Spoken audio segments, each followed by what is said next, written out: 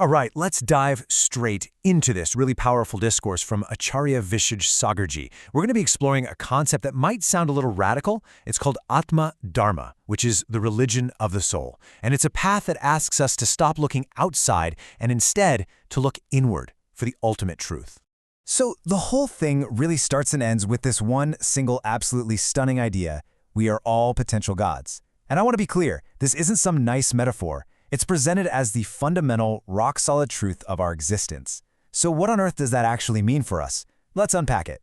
Well, the path to realizing this divinity that's inside you is what's called Atma Dharma. Think of it as a journey away from what the Acharya calls external delusions.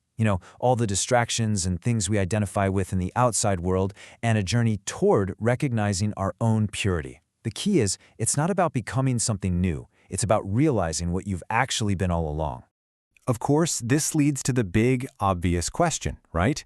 If we have this incredible divine nature, why is it so hidden? Why doesn't daily life feel very divine most of the time? The discourse gives us a really clear answer, and it starts with a fantastic metaphor.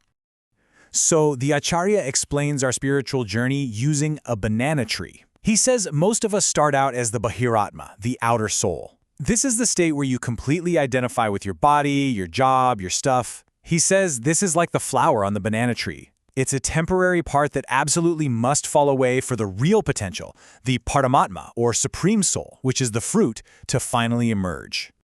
Okay, so what's stopping that fruit from being revealed? Well, staying with the metaphor, the problem is appeal. There's this thick layer of karmic attachment that's just covering up all the inherent sweetness of the soul. We can't taste the fruit because we're totally stuck on the outside, dealing with the peel. And this peel has a name. It's called rag, or attachment. This is the force. It's like a cosmic superglue that sticks our awareness to all the temporary things: our body, our relationships, our belongings. It's basically the engine of delusion that makes us forget that we're the fruit and tricks us into believing we're just the flower, destined to wither away. And the scale of this challenge is, well, it's immense. According to the scriptures, we aren't just dealing with one little obstacle, we're talking about 148 distinct types of karma.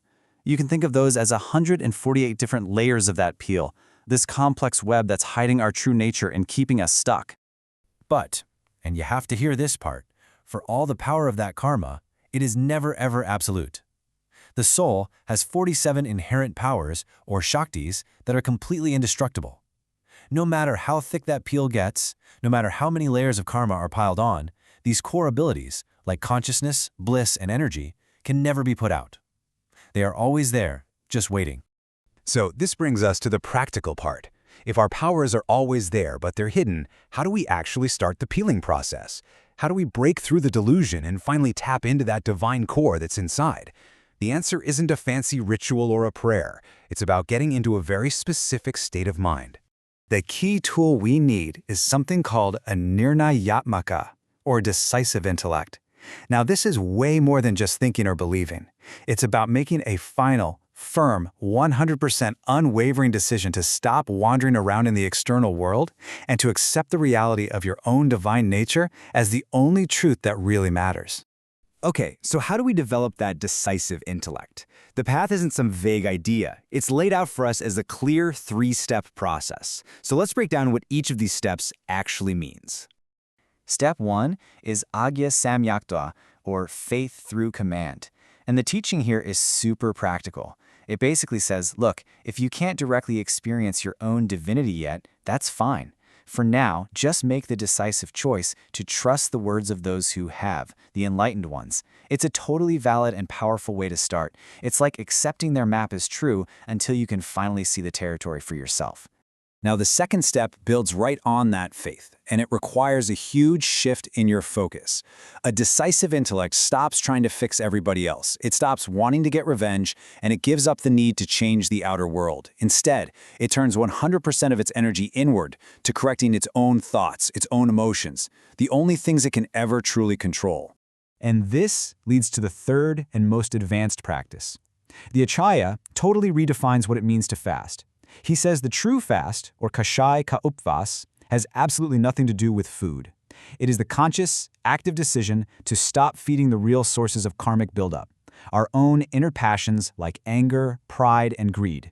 This is where the real work of peeling away that attachment actually happens. So where does this whole path of inner work ultimately lead?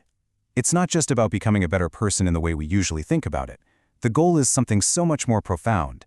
It is the complete and total realization of your own spiritual sovereignty. This sovereignty is called Mithyatva, and what it means is the deep understanding that your soul is and has always been absolutely fundamentally independent. It doesn't need anything or anyone for its existence. Now, this isn't a state of loneliness we're talking about. It's a state of ultimate freedom and complete self-sufficiency. This quote really just drives the point home, doesn't it? It is the ultimate declaration of independence from that whole world of attachment. It's the realization that your true self is complete, it's whole, it's sovereign, totally untouched by all the comings and goings of the external world.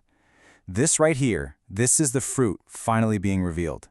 So, we end up right back where we started, with the divine fruit of the soul just waiting there, within you. The path has been laid out, right? From understanding the problem of attachment to the actual practices that build a decisive intellect. The only question left is the one for you. What piece of that peel, what attachment, what passion are you ready to start removing today?